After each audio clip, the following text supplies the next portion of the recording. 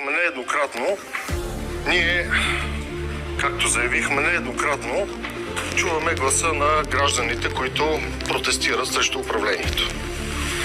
Чуваме го осъзнато. Затова и трябва да бъдем на висотата на техните искания. Ние, както заявихме нееднократно, чуваме гласа на гражданите, които протестират срещу управлението. Чуваме го осъзнато. Затова и трябва да бъдем на висотата на техните искания. Техните искания са оставка на правителството. Това е настоящия момент.